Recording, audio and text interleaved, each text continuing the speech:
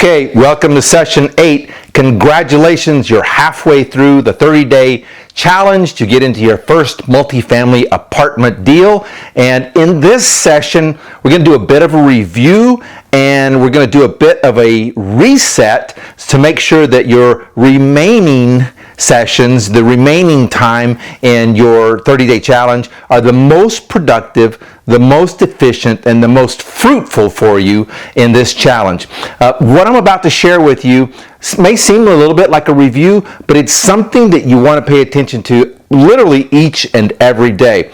Because I know this, that when you focus, when you have an intention, and there's a focus with that intention, you'll get what you want, what you desire. And so I'm going to go through a few points that I want you to really pay attention to in order to maintain your focus and in some cases maybe even reset your focus. Listen, it's very common and it's understandable, and I've experienced this, that sometimes we lose sight of the end game. We lose sight of the focus. We lose sight of what we're really trying to accomplish in a thing. And so a simple reminder, a reset, some refocus puts us back on track so that we can achieve that thing that we want to achieve. And in this challenge, the thing that you're trying to achieve is to get into your first multifamily apartment investing deal within this 30-day time frame. And so these are things that I do on a regular basis. These are things that I'm not just preaching to you, that I actually am in action and in implementation of these very things. Let me just share this with you. Make the notes that you need to really get yourself reset for the next half of this 30-day challenge. All right, so the first thing is to really set that intention, that focus on that thing that you want. So in this challenge, that thing is to obtain your first multifamily investment asset within 30 days. So there are a set of action items that you need to be involved in order to achieve that, in order to fulfill that focus. So number one, make note of the conversations that you're having on a daily basis, and what other conversations do you need to have to obtain a lead, to obtain some funding, to obtain some knowledge about a lead or a deal. What conversations do you need to have, and with whom? Who are you networking with? Now remember, in the very first session I talked to you specifically about lay out week to week your networking plan. Listen, you've got to go out and you've got to shake hands, and you've got to meet people, and you've got to build rapport, and you've got to learn what people are after, what they want, and you've got to be able to share what you want. And the single best way to do that is through networking events and meetup groups. Now, fortunately, we can do that, or we can supplement those events with our online presence and with social media. I don't believe that you can depend strictly on social media. There's got to be some old school, face-to-face, belly-to-belly handshaking that you've got to do in order to build trust, respect, credibility, rapport in this business. So what conversations and what networking events do you have planned for your near future for this week in order to maintain your focus? The next one, ask for referrals. Now, I've also spoken in these sessions about going into your phone and contacting people that you know that can give you referrals and that you have done business with. They've been maybe past customers, maybe they're investors in another area of real estate that you've been involved in. You have in your phone a gold mine of contacts that will produce for you referrals, direct referrals, and maybe even second or third hand referrals. So go into your phone immediately and select that group of individuals that you need to shoot a text to, or that you need to pick up the phone and call and discuss multifamily transactions with them, multifamily leads, real estate. Find out how you can help them, find out how they can help you. Have that conversation. When you do that, your next action item is to begin to pare those contacts down to what I call your top 5. Now, it could be your top 10, it could be your top 15, it could be your top, it doesn't matter. But for the sake of refocusing, your top 5 individuals with whom you network on a frequent basis. You talk to them, you text with them, you share posts with them, you share articles with them, you discuss deals with them, they discuss deals with you, you discuss money sources, you know about their family, you know about their hobbies, you know about their interests, you know how their health is, they know how your health is, you get the point. These are individuals with whom you have a rock solid relationship with in the business. This is more than just your good buddy, your good friend, your girlfriend, your boyfriend. This is more than that person that you hang out with on a social basis, more than your spouse, more than your family member. These are those individuals with whom you have an established business relationship with, or with whom you could have a established business relationship. So what conversations, what networking events do you need to attend? What referrals do you need to give out and to receive? And how can you go and through your phone and develop your top 5 list, your inner circle, the 5 people that you're going to hang out with that are going to continue to share business with you. Now, with regard to the top 5, I'm often asked, you just stick to 5. As I said a minute ago, it can be 5, it can be 10, it can be 15. It has to be manageable for you, and know that these top 5 can revolve through. So they may be top 5 now, but in a year or two, there's a different top 5, or you replace 1 or 2 of them. Doesn't mean that you remove those relationships entirely. It's just that the priority of those relationships changes a little bit based on the results you achieve. That may be your opportunity to extend it to a top 10. Maybe your opportunity to extend it even further, but know that oftentimes these relationships change for a number of reasons, all kinds of dynamics, and so your top 5 can be different this year than it is next year and the year following. Regardless, establish your network, your group, your tight little inner circle of people that you will talk to about this business. All right, so now you know your focus. You need to focus on conversations, networking, referrals, your top 5. Make your list. Your next action item is to make your list. Who can you talk to? What market can you talk to them about? And then also make your list about the specific markets that you can evaluate. Now, if we take a business strategy for multifamily apartment investing, typically your markets look like this. Your home market, the market you live in, the market that you exist in, hopefully you know most about that market, and hopefully that market is big enough, it's flush enough to provide deals to you that you can get into. Sometimes our market is saturated. Sometimes our market doesn't have the best deals. Sometimes our market isn't large enough. Sometimes the market in which we live doesn't have enough population or job growth or any of those other statistics that we look at when we're evaluating the markets. So be ready to move on to another market. But you must... My suggestion is at least have your home market as one of your target markets. Then have another market that you're real familiar with. Maybe it's a market that's an hour away, or an hour or hour and a half or 2 hours away. It's a market where a close family member lives. It's a market that you've spent a lot of time in. It's a market that you have some knowledge about, enough knowledge about, that you're aware of what's happening in that market. So study that market, put that market on your list.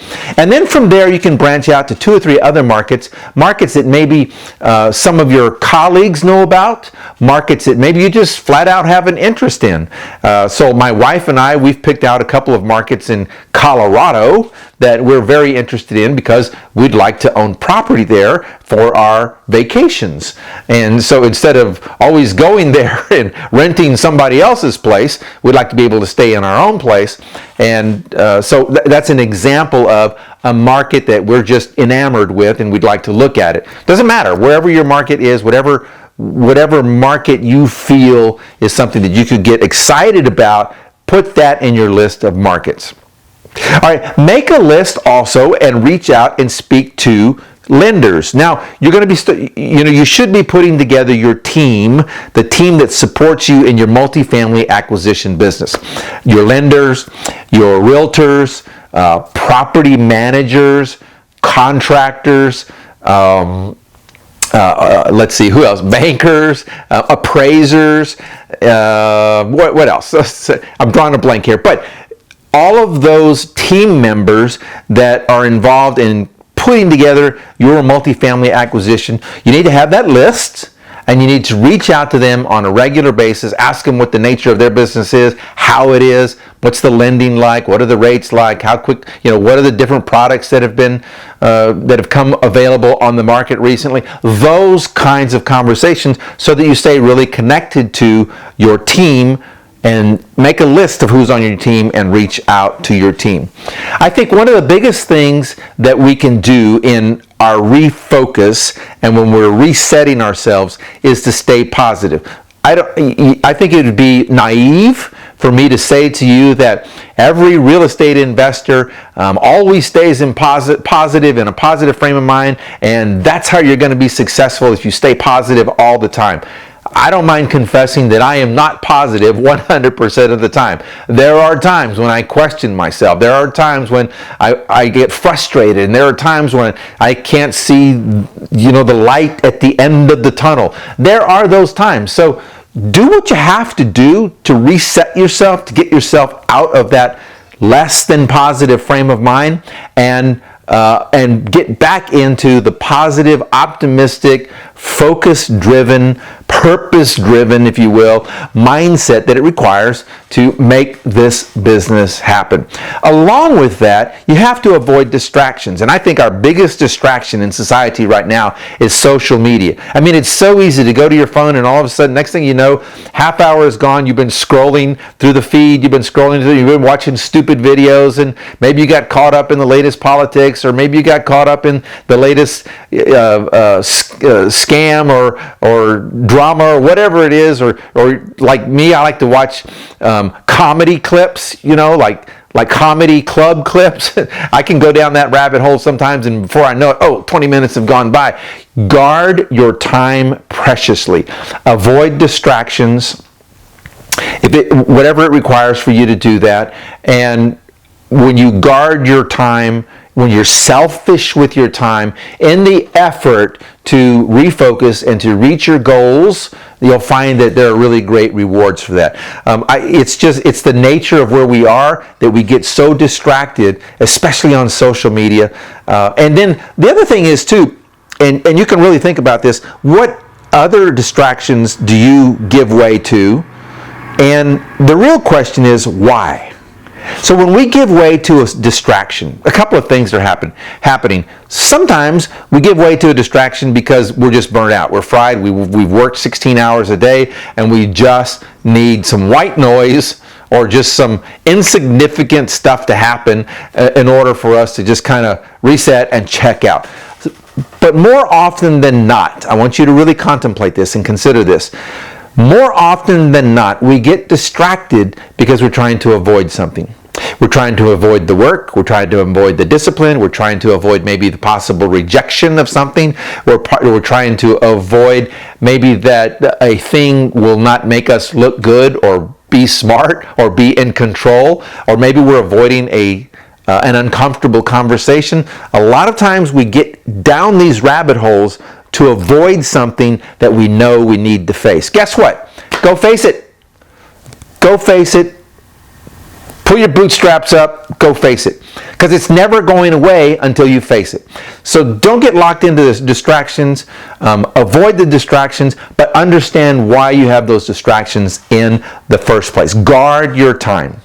Now, the next thing that I want you to do in this reset, and I haven't really talked a lot about this, but eventually, not eventually, now, you're going to need to start building a contact list, like a disciplined email contact list. So you can send out notifications of the deals you're working on, so you can send out information about you and about people that you're working with and about opportunities, so that you stay in contact with people on a regular basis via email. You can use Gmail, you can use MailChimp, I use ActiveCampaign. You can use, there's a lot of what they call email clients. Pick one, just pick one.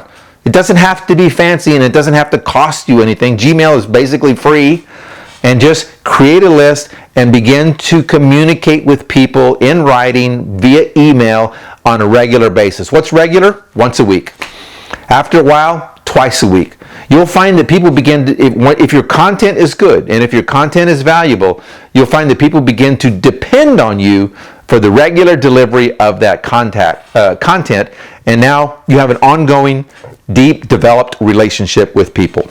Okay? All right, let's see, what else? Build your database. All right, make the call. You've refocused, you've made your list, you know who you're going to call, you've checked your phone, you've scrolled through your emails. Make the call. Give people something of value.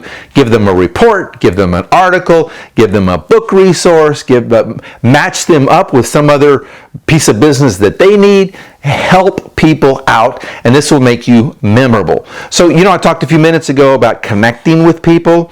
So connecting with people in a real way is being a resource for people and being helpful to people. And when you do that, when you give out, people are much, much more willing to give back to you. Now, here's the little catch, if you can. You have to be congruent and you have to be authentic with this. In other words, I can't just give out for the purpose of getting back. In other words, if I give out with the expectation of, come on, I'm going to get it back, I'm going to get it back, I'm going to get it back, then the intention, the authenticity is no longer there. There's an energetic disconnect, and you're going to be frustrated in the end. Look, if you're going to be that person that gives out information, that gives out resources, that is helpful, be that person. Be that helpful person, and you will find almost 100% of the time that you will receive some way in a valuable way. All right?